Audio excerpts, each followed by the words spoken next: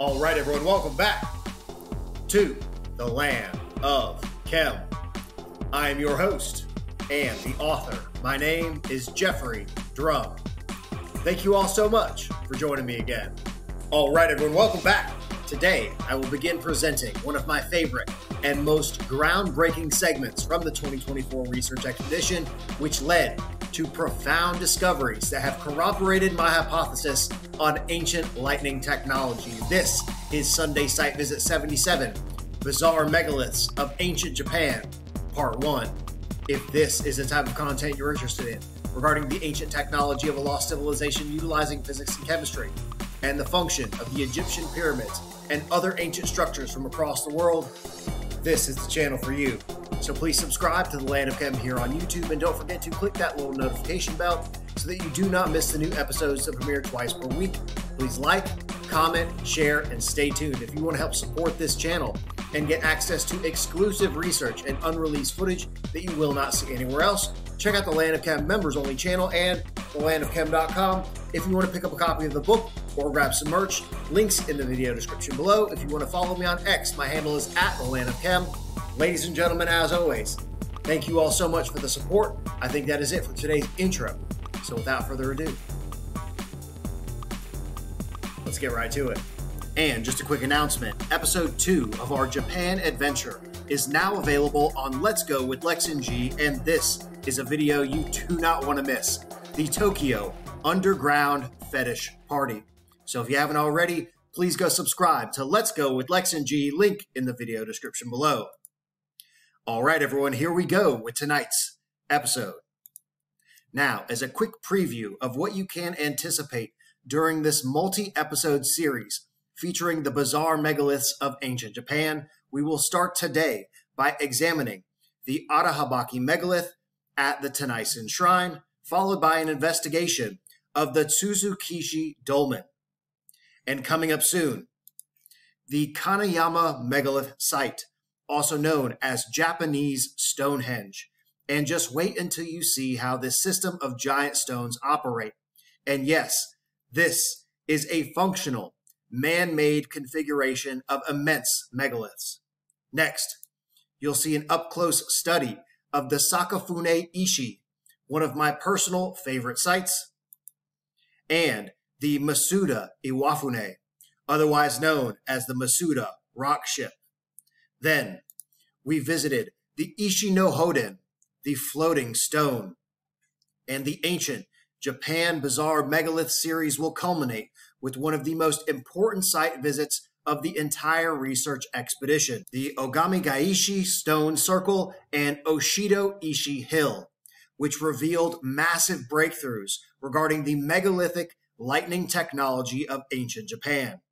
Ladies and gentlemen, I hope this series leaves you on the edge of your seat, and I'm so excited to bring you along on this adventure with us. So now, without further ado, I hope you enjoy Sunday Site Visit 77, Bizarre Megaliths of Ancient Japan, Part 1, from the Tenai-san Shrine and the Tsuzukishi dolmen.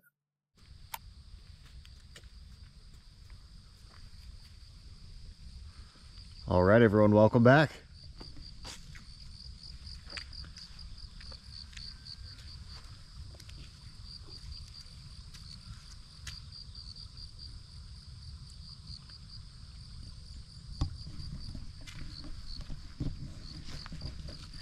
To another Sunday Site Visit expedition here in Japan. I'm not sure which one in the series this will be, but today we're here at the Tenai-san Shrine, and this structure is of particular interest for a number of reasons. First, there is a giant megalith here that is known as the Arahabaki megalith. And Arahabaki is a Joman god and also depicted as a figurine. And this particular deity is known as a snake or serpent god. And it is very reminiscent of the plasma figures that are discussed in conjunction with the electric universe theory, symbols of an alien sky, and the plasma figures that are found all across the world, specifically in relation to the planet Venus. And I'll be doing a full series of research-based episodes specifically in regard to the Arahabaki figure and these plasma deities. And you can also see here a horse. So we have white horse deity, Gomagata Orami, this horse deity. We have these lightning and thunderbolt symbols. We have a giant megalith here that's associated with this snake or serpent deity that is very reminiscent of a plasma shape, a plasma figure that has been depicted across the globe by these incredibly ancient civilizations. And you'll see that this entire shrine is adorned with these decorative thunder or lightning symbols.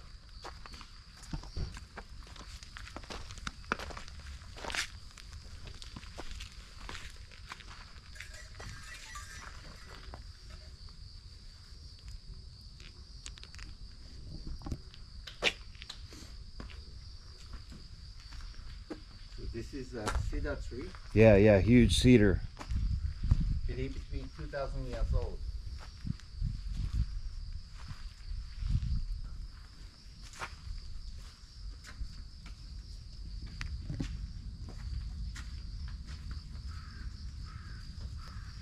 It used to be 6 meters tall, and it was burned down in Taisho period, which is about 100, I would say 20 years ago. Okay. Give or take. But they kept the trunk.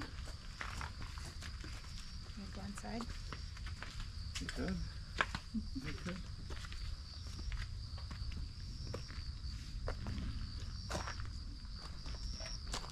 It is huge. Yeah, this thing is massive.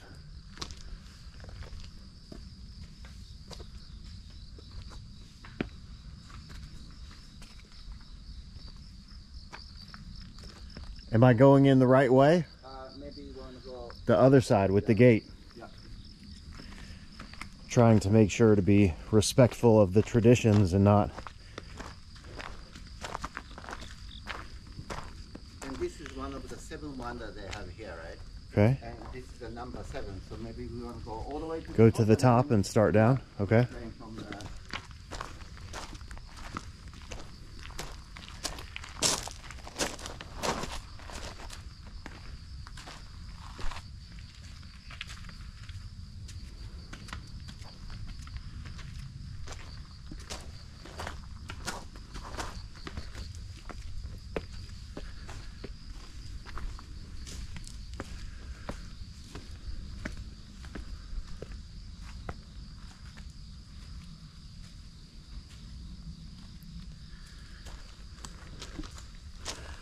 So to me, there is a clear association with these shrines, temples, sacred spaces being directly connected to thunder and lightning. You don't usually see this much cedar all over the place. It's kind of unusual. And this entire shrine is literally covered in these lightning symbols. And I find it to be no coincidence whatsoever that this particular structure and location is also associated with this snake or serpent deity, Arahabaki, and also the horse deity. And these two, Hachiman Jinja and Kamo Jinja, they are both very much important, the ones that we are planning to visit in Kyoto. Okay. Yeah, to do with Hata. Okay, and the Hata is a group of people that we'll be getting to later Another very ancient and mysterious group of people that once inhabited Japan.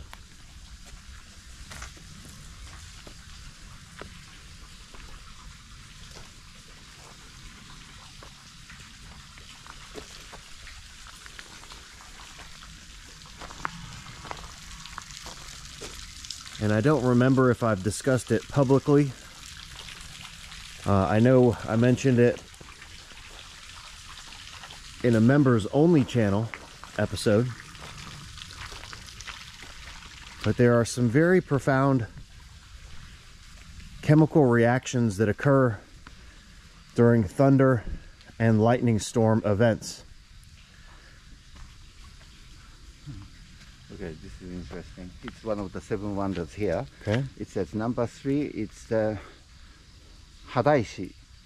Literal translation is a skin stone. A skin stone. Stone of skin or skin Okay. stone. And it says there is a myth. People say that the snow never piles on top of this stone. So Interesting. it always melts. Interesting. That one. Can we stand on it? Probably not such a good thing. Okay. I just see that there's an opening into this area. I don't know if it's you are okay to go there to touch. we can walk in here. Yeah, you can walk inside, but maybe not stepping on the stone. Okay. Again, I'm being very careful not to be sacrilegious with these sites or do anything that would be considered disrespectful to the site. Of course, I always like to take my shoes off and stand directly on top of these things. So before I get too distracted,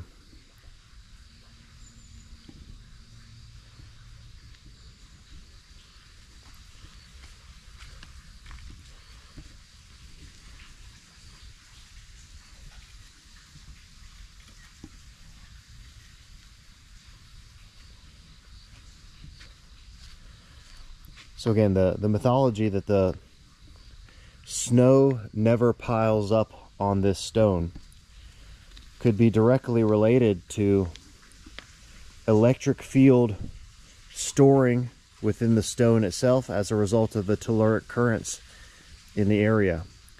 And we know that telluric currents are directly associated with the location for lightning strikes.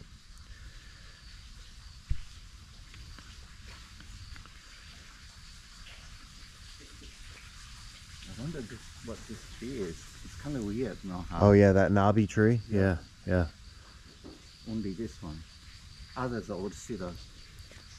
So these shrines and these temple structures are built around megaliths that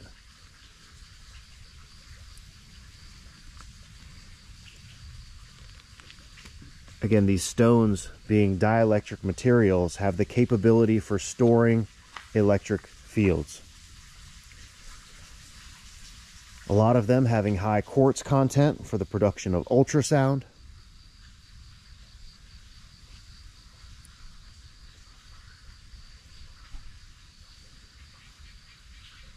And during lightning and thunderstorms, as I was saying, there's a number of profound chemical reactions that occur in the atmosphere. Specifically, that I'll mention now, is the production of ozone. There's my lovely wife Alexa from Ancient Odysseys. The production of ozone, which is a remarkably therapeutic oxygen molecule. And we also know that during thunderstorm and lightning events, there's profound amounts of negative ions. And overall, I believe that these temples, shrine structures, but specifically the megaliths upon which they are built, were organized and configured to accumulate and attract these negative ions in ozone during lightning and thunderstorm events.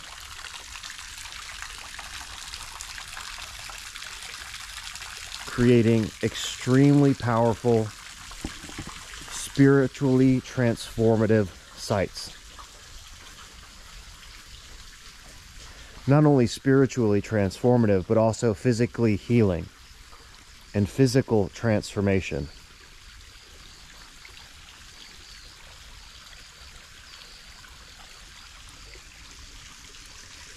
And we didn't film it, well, not publicly. We do have some video that I might put out on social media.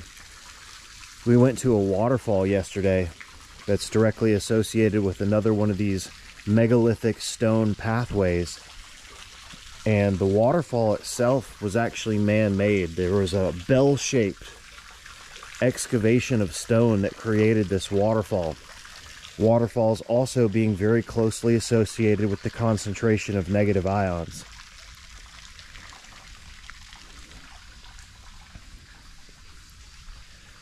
So although these structures may not be quote-unquote functional in terms of chemical engineering, they are absolutely functional in terms of biochemical transformation and the profound effects of ultrasound, negative ions, and ozone on the physical body. And I can attest that it's been already a profoundly transformative experience exploring these sites and being in direct contact with these structures over the past week or so. I'm gonna put my socks and shoes back on here. Do you want me to hold it for you? Yeah, thank you.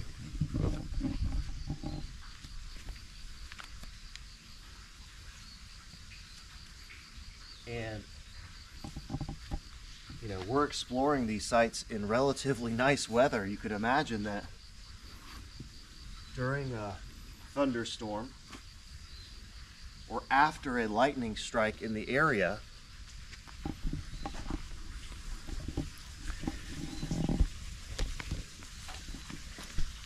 that this entire temple, or shrine rather, because it's a Shinto shrine, and we were getting into the difference between the temples and shrines yesterday.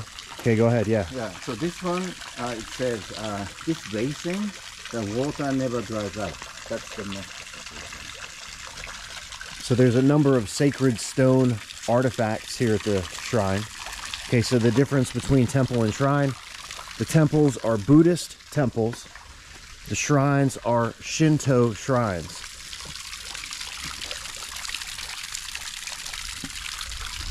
And the Shinto belief system being specifically related to the recognition of the invisible forces at work in nature, which is absolutely the topic at hand that we're discussing today.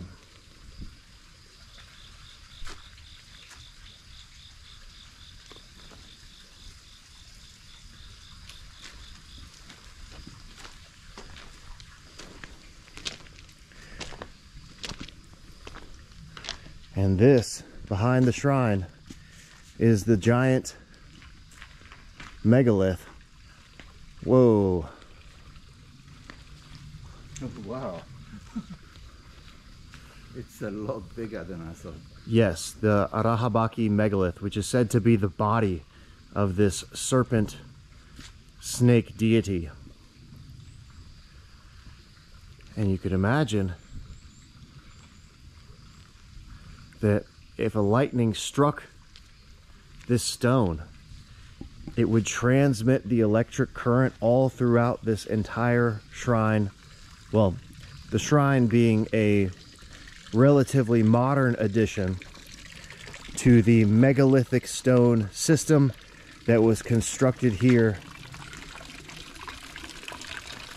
by the ancient civilization that inhabited this area. These things are so beautiful, just like these simple little water traps. And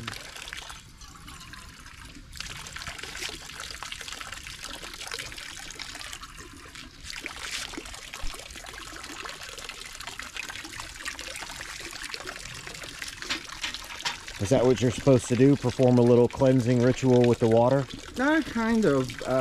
it could be just, you know, good drinking water. Good drinking water. But I guess it sits before that. Okay, here, let me... Yeah.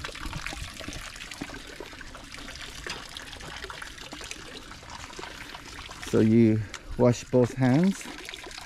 Yeah. And then take a, take a one at the hand in your mouth, cleanse your mouth, and then spits out. Something different. Oh, okay. Over your head.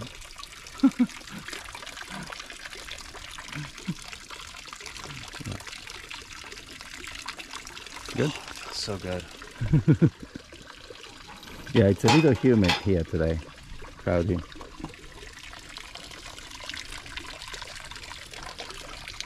I won't let you do this at the proper shrine, but this is here. like here we can do it. Yes, so yeah. You do what you like.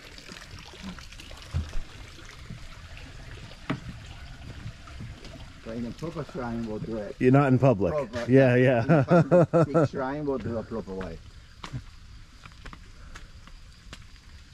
You good? Okay.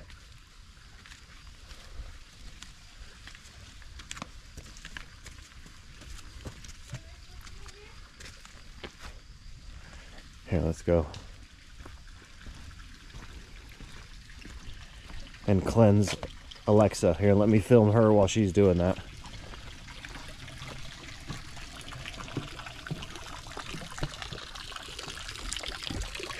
All right, so get a cup. Okay. Fill it with some water. You're not waking up. Wash both hands. This one? Just, no, you can just pour it in your hand. It's more of a, there you go. Other one.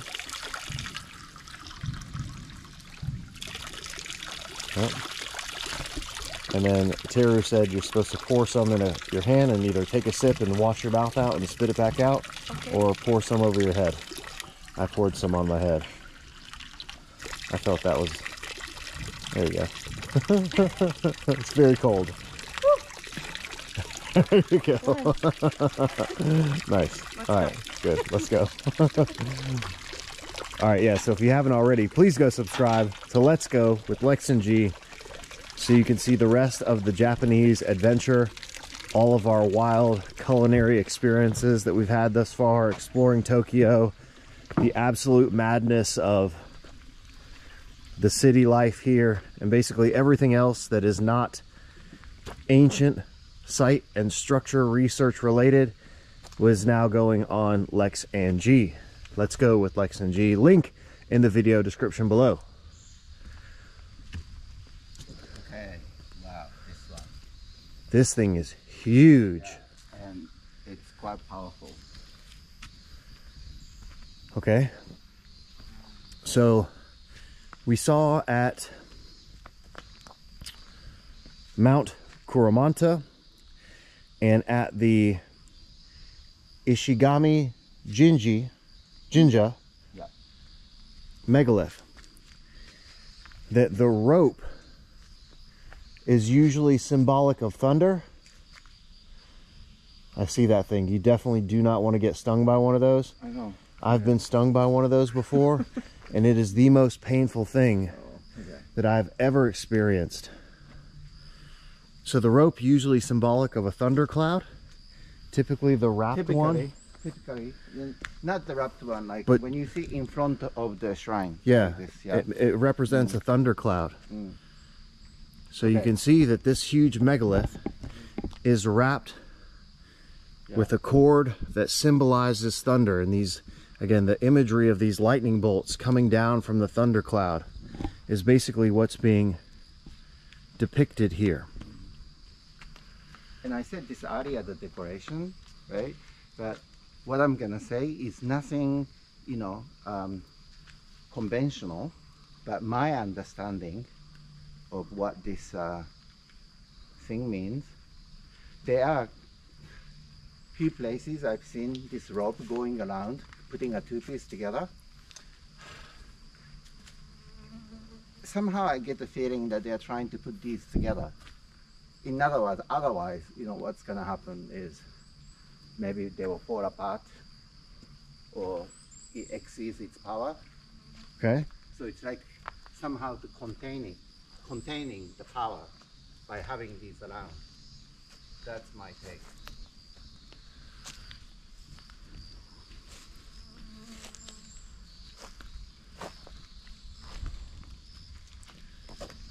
Wow. This thing is crazy looking. And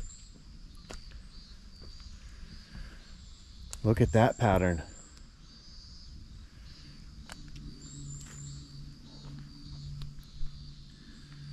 It's like this thing has melted, been heated, and then cooled, and it's formed these cracking formations. Yeah. This whole thing looks like it's been melted. Yeah. Did you see the... Whoa. Hey, did you see the last site we went yesterday? When I was leaving, I told you to have a look at the other one, which was like a two. Oh yeah, that were merged, that were like melted together. Yeah, it was like melted together. It's the same. Similar pattern. But you're right. This looks like it was melted and formed like in this way. Yeah, yeah. But they will probably say like this is a kind of onion situation, you know, same as Nagusa. This kind of phenomenon. That would be the conventional explanation.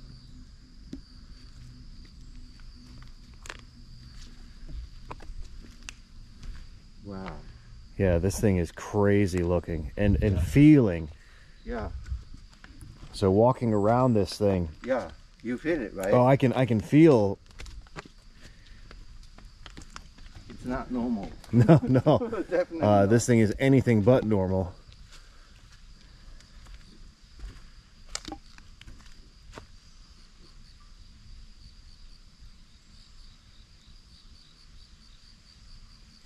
And the huge tree on top. Yeah. It's going. Yeah, it's growing. The tree roots are all wrapped through this thing.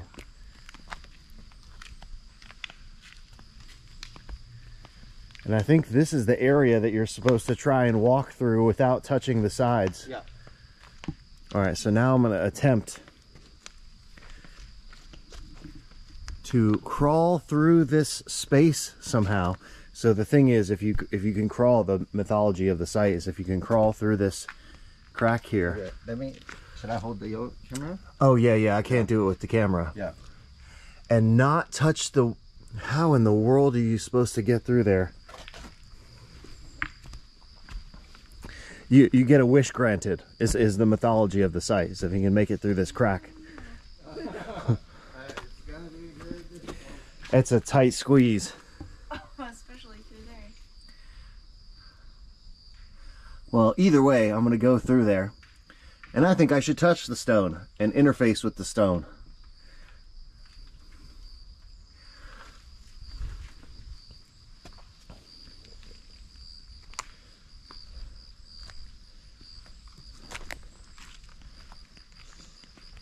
So it's not that any kind of the wish.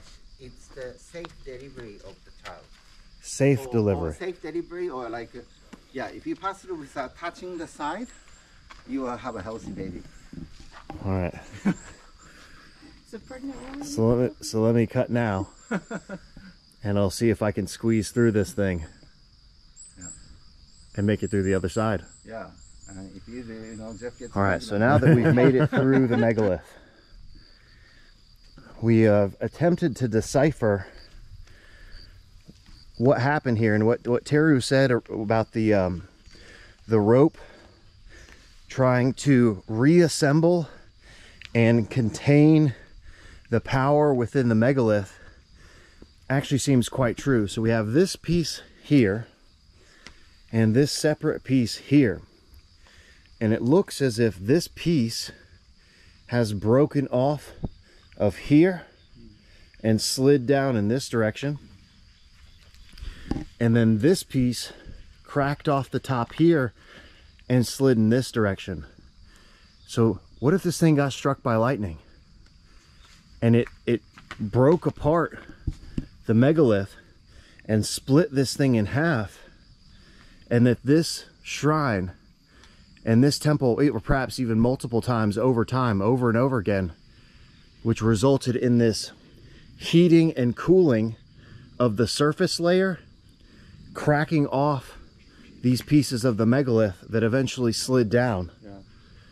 So And then this shrine and this site is dedicated to this thunderstorm and lightning event that once transformed this megalithic landscape, because there's a number of megaliths all down the way. So you have to imagine the electric current from that strike, that voltage would have been distributed all throughout this ancient temple landscape. And I have more coming up on this in a future episode in regard to the waterfall landscape that we went to yesterday and that eye stone. Yeah, this is very unusual. Again, this could be explained conventionally with the geological formation of the stone being once a hot piece of minerals. But this, to me, this cracking is more emblematic of heating and cooling,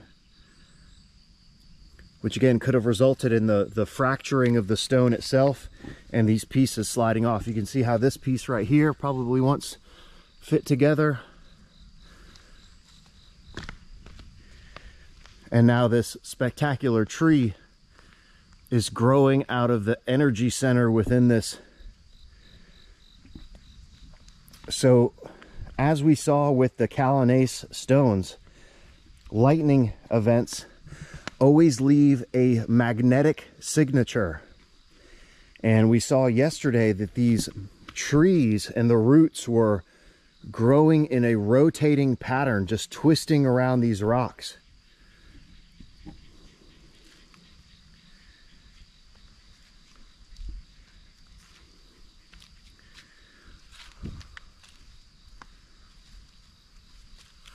I really want to climb this thing, but it would be, again, sacrilegious to the temple site itself. And I think personally it would be disrespectful to the megalith, to the sacred megalith. And again, this thing is known as the Atahabaki megalith. This snake and serpent god, and they call this the body of Atahabaki. And once you see this thing, and if I remember, I'll put an image of the Atahabaki figurine from the Jomon period at the beginning of the episode so you can see what this figurine looks like in comparison to the plasma figures that have been explained by the Electric Universe team. I think specifically Dave Talbot.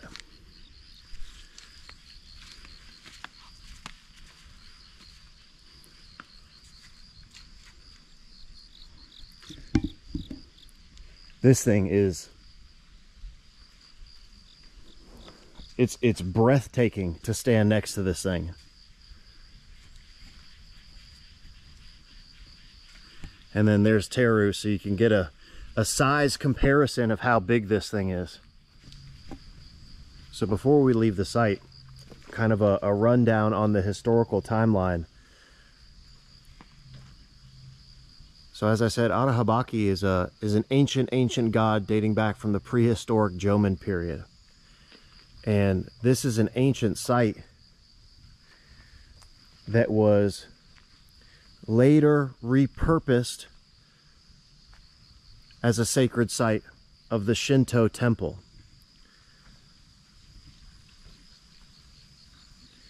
And within the Shinto sort of animistic, not religion, but belief system, these sacred natural objects were the focus of the worship for the site. So there were spirits and mysterious energies in these natural structures that were the object of focus for the adoration of the Shinto belief system. So this was originally the focal point of this ancient megalithic site.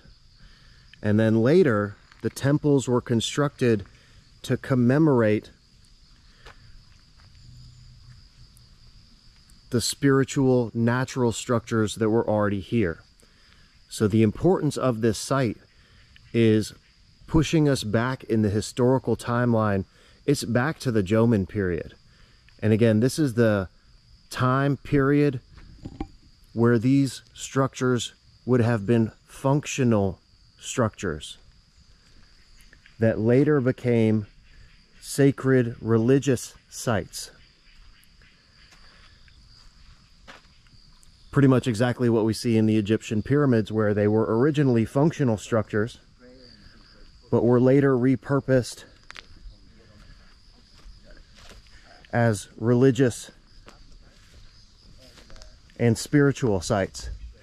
Again, the more I look at this thing, the more you can see the cracking of the megalith. And this huge piece would have fit up here. This one fit down here. And I really like that interpretation of the cord attempting to reassemble and encapsulate the power of the megalith.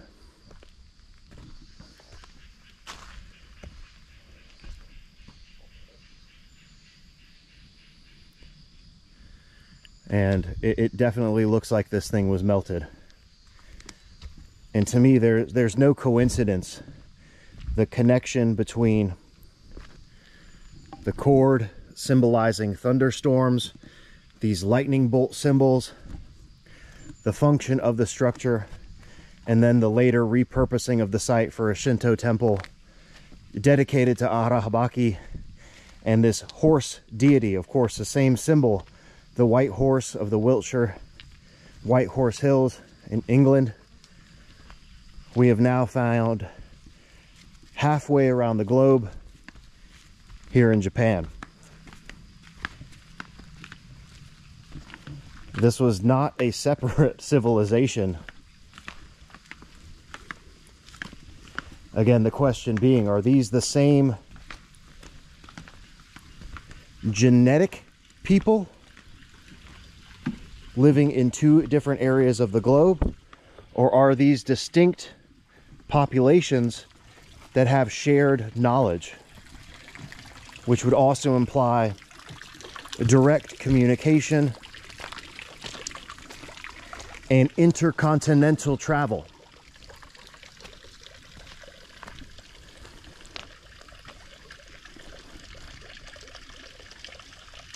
Yeah, this is the weed bush. Every time I walk by, these bushes are all over the place, and they smell very much like fresh marijuana. And I could smell it all over Tokyo City where they have these bushes, and I was almost certain people weren't consuming marijuana out in the streets of Tokyo, but it's this bush.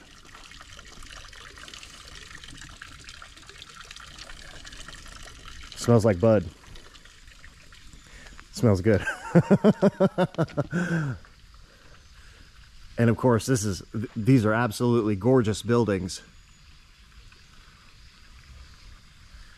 And right out front of the temple, again, this woven rope cord symbolizing thunder or a thunder cloud, and then these white lightning bolt symbols. And I don't know if I've mentioned it quite yet, but these thunder gods are also closely associated with agriculture and rice cultivation. And that's something we'll be coming to a little bit later. Story. Okay. That will give us a little bit clue of, you know, what sort of later people believe in which god integrated their god into this ancient structure, ancient like object of worship. All right, so now we're going to head back down the hill to the second site on today's expedition. We have 3 important structures to visit today, including a hike to the top of Mount Goyo. Or mount. Okay. All right, so just for reference and so I can remember later, we were just leaving the site, and there's a small stream where a lot of that iron oxide is accumulating, same as we saw yesterday at the 2 stone circles in that little bog area. There's a ton of reddish brown, orange iron oxide deposit, which is naturally occurring where there's ferrous sulphate in the groundwater that's being transformed by the acidophilic bacteria into iron oxide deposits. And we just noticed that there is a mound structure here that's associated with this megalithic landscape. And as I explained in the episode regarding ultrasound crystallization at the West Kennet Long Barrow, the electric currents and electric fields associated with lightning strikes near Silbury Hill and Avebury were also being utilized in the mound structure at the West Kennet Long Barrow for the production of ferrous sulphate. And we literally just saw evidence. I should go back up there and record it, but Yeah, it no, was- I'll say it we, was right yeah, here. the little It's right stream. There here. was a little It was stream here. with a bunch of orange iron oxide. We saw it yesterday, so this is the second time that we've seen it at the site. And of course, there is a mound structure up there at this sacred megalithic landscape at the Tainaisan Shrine and the Arahabaki megalith. Standing stone, Bakuchi, gamble stone, I think it's a gamble stone, flying stone, Tsuzuki-ishi, Eboshi-ishi. This one I don't know what that means. All right, so we've arrived at site number 2 for today, the Tsuzuki-ishi megalith group.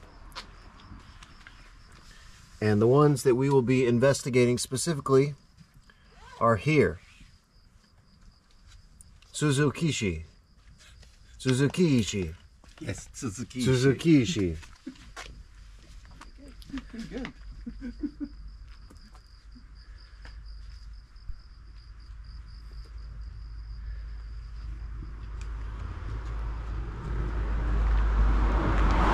There's another one for pillar stone.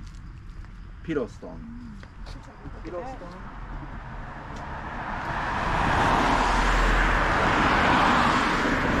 And I just want to show you this view before we set off.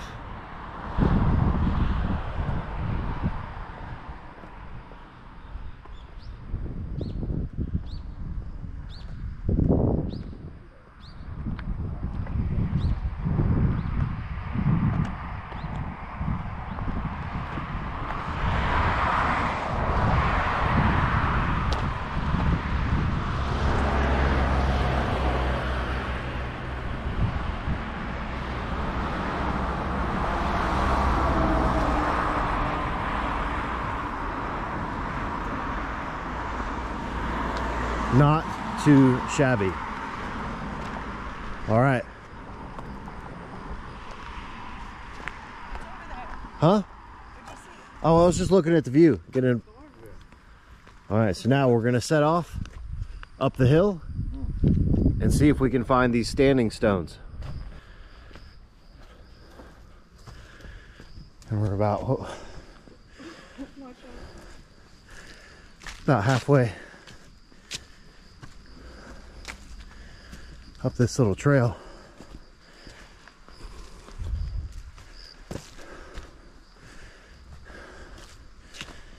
To the site. That's encouraging. Tsuzuki-ishi. That's very encouraging. Tsuzuki-ishi. Ooh, look at these. Whoa. What is it? A couple mushroom clusters. Oh, look at this here. Oh yeah. Before we get distracted by the mushrooms.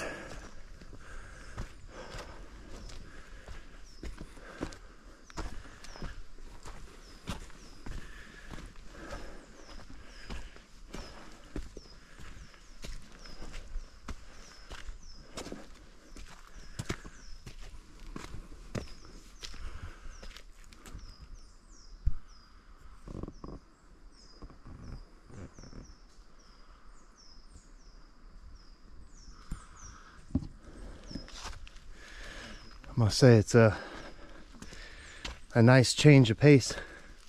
Right? Konnichiwa. A nice change of pace from the Egyptian desert.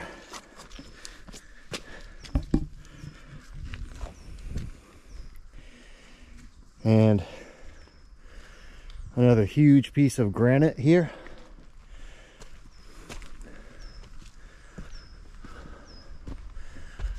All of these megaliths.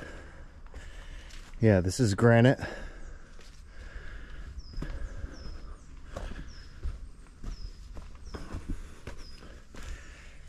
And this dolmen, to use the European term, is explained as another one of these quote-unquote glacial erratics, or perhaps being strategically and meticulously placed by a tsunami.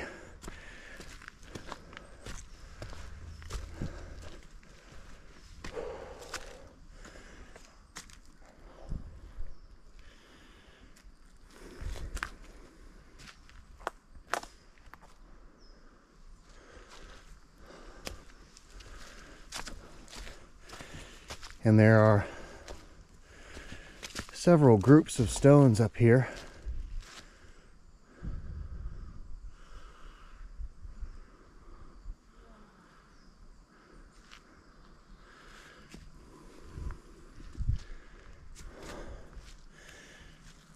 We use for one of the Buddhist gods' name. Okay.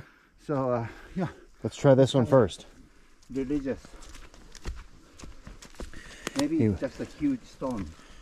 He was saying that that series of kanji means the stones that never move. And there's a series of different, oh, I guess it's this formation here.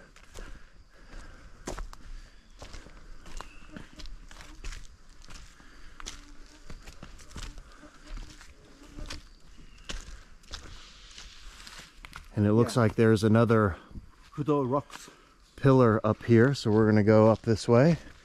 See a little bit of a path here.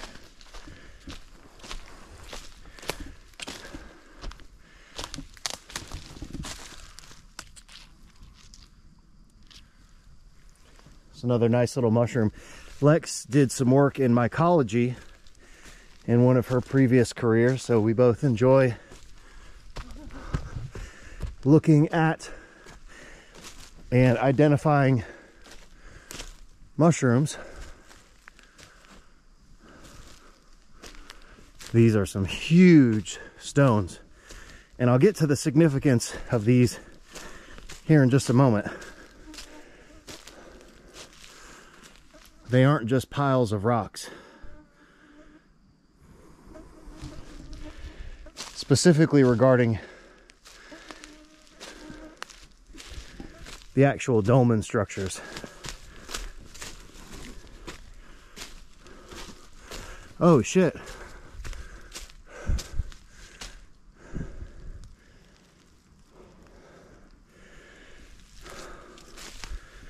This is it. Here.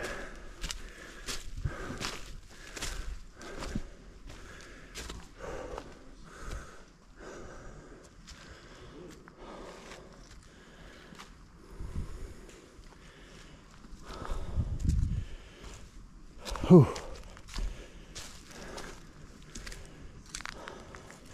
It's here.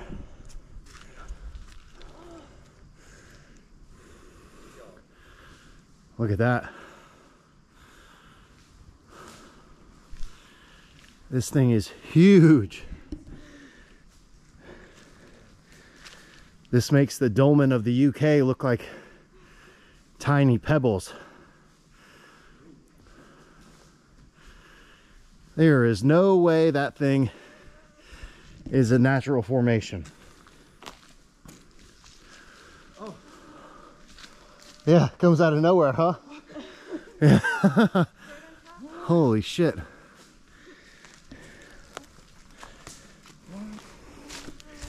This thing is massive.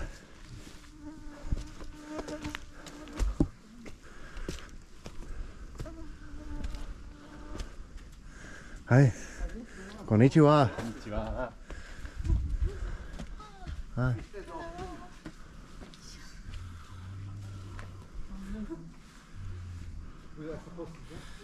And I can see, just looking at it, the lower stone has been fitted so that this thing can precisely integrate to the lower stone. And it looks like it's barely touching. Oh, it's not even touching over here. I thought it was resting on both pieces, but there's a gap. So it's just precisely balancing. And that's one of the other terms for this formation, is the balancing megalith.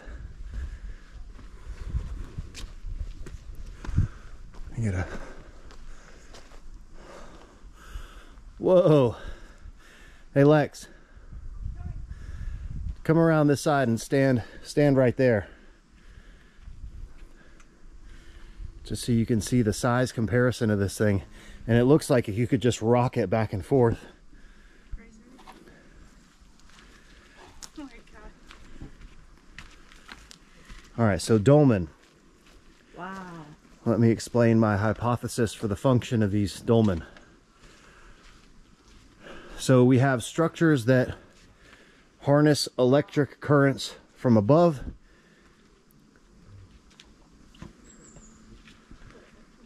but I think dolmen harness electric currents from below. So the telluric currents from the earth are drawn up through the rock, and the electric field is then stored inside of the stone itself. Again, these are dielectric materials with the capacity for storing electric fields. So the electric current is stored within the upper part of the dolmen. And these are granite, as we've been discovering at most of the other stone sites across Japan, or a variety of different forms of granite, which produce ultrasound vibrations. Again, intended as sacred sites for spiritual and physical healing applications. I mean, again, this thing looks like you could easily just tip it over, or, you know, rock it back and forth. So it's just standing there, it's not even touching. Yeah, it's not touching the other side, yeah. Oh my God. You can see the gap here. This thing is crazy. How is that possible? Crazy looking. And there's another one over here. We'll go back down the other way. I think we came up a way we weren't supposed to go, and then we're supposed to go back down this way. But this is it, the balancing megalith. An electric field storage. I don't want to use the term capacitor because it's not necessarily intended to discharge the electric current, but rather to store it until that electric field has been dissipated in the form of mechanical energy. Again, converting the electrical energy into mechanical energy via the microcrystalline quartz vibrations producing ultrasound. So it's a huge ultrasound resonator.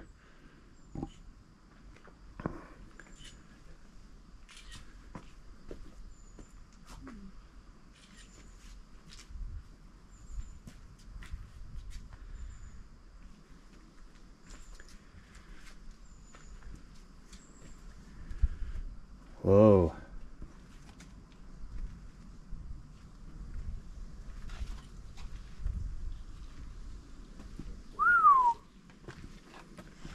Walk through there.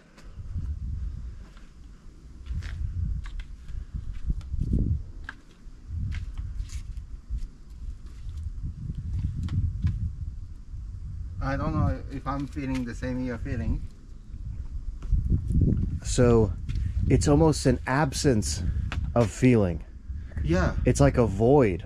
It's a void, and you know, when I stand there, I can almost feel like whole senses of nature, like wind or like... It's wild walking through that thing. I'm gonna have to put the camera down and do this again and take my shoes off and walk through here, but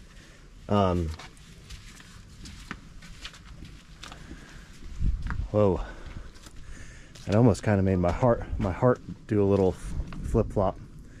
Let me try this. We're gonna spend some time out here. Let me should I hold the and do camera? yeah.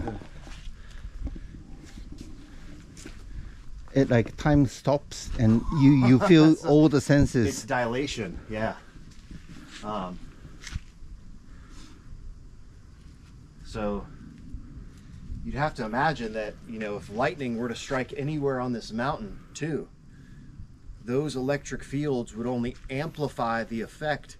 So the telluric currents occur naturally, but then again, if lightning occurred anywhere in the area, that massive increase of voltage would have significantly increased the electric field that could be stored in this huge piece of stone. Yeah.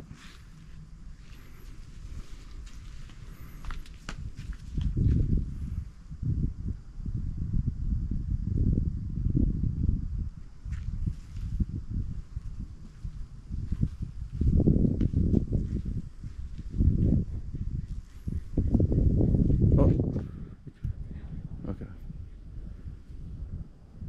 Whoa.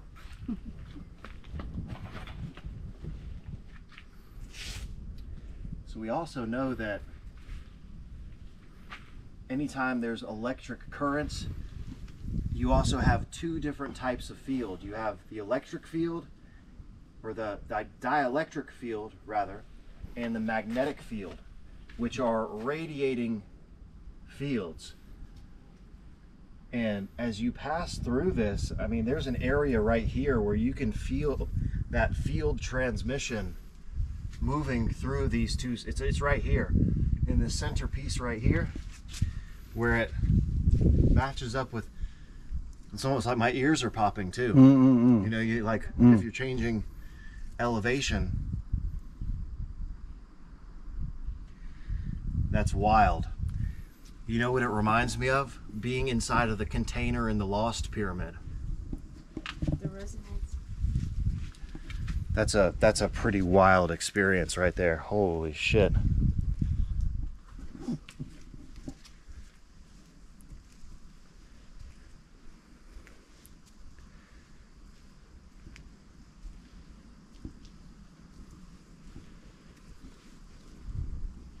And again, people often ask, you know, why aren't these sites functional today?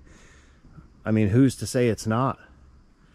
Telluric currents could easily be flowing through the ground beneath us right now.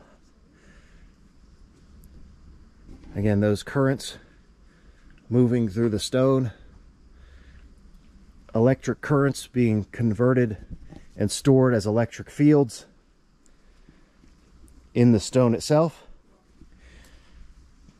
Dielectric polarization of the material, also the induction of the inverse piezoelectric effect within the quartz, producing ultrasound vibrations. And there's definitely an area right in between the two stones. It's like it's a portal, it's a gate, for lack of a better term. That's actually a pretty good term for what it is, where you can walk through the field, either the magnetic or dielectric field, in between those two stones. So you're saying that middle part is like a void, like these fields are like empty, bit empty? Or? Well, so again, a void in terms of the physiological sensation. You don't feel any of the ambient energy. You know, there's the environmental energy surrounding the site. But when you go in there, there's sort of a void of, it's just the energy of the stone. If you look down, you can see there's a ton of pyrite. What? Pyrite? She's saying there's pyrite in the soil around here. Oh, these ones? Oh, yeah. You see? Yeah, all the little flecks, the glowing, there's pyrite flecks all in through here. Oh, yeah. Why? Oh, yeah, it's all... Again, pyrite being iron sulfide. Wow. It's all over. Yeah.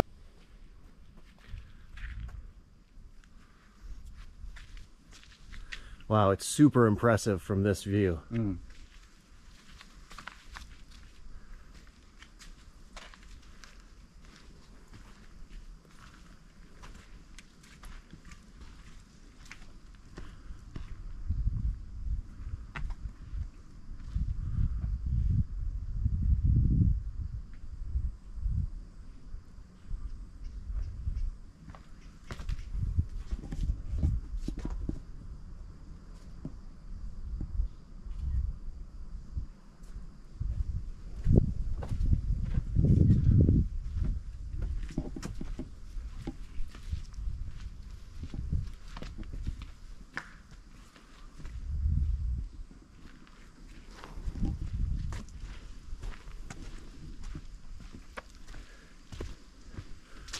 All right, here's the other sacred megalith of the site here. This is the crying stone. Crying. Maybe generate sound? Interesting. Like crying. Yeah. So all of these stones have very strange names.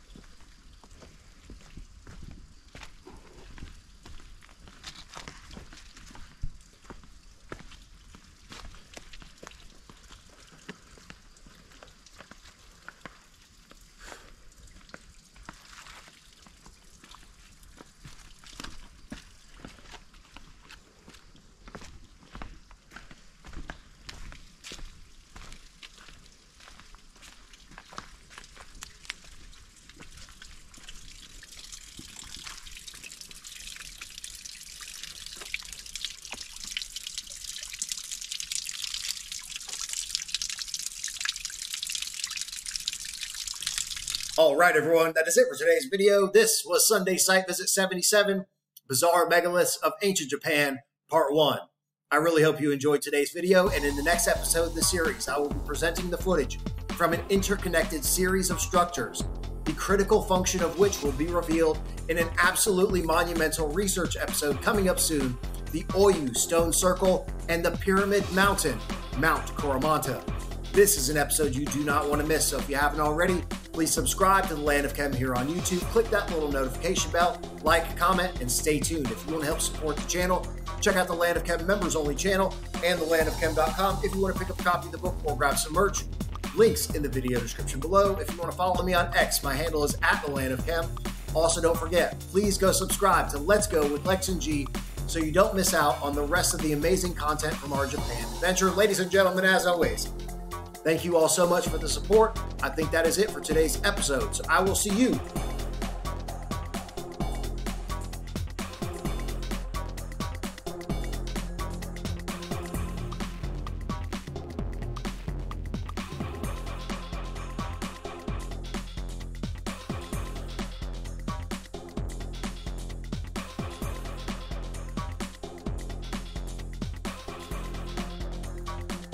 next time.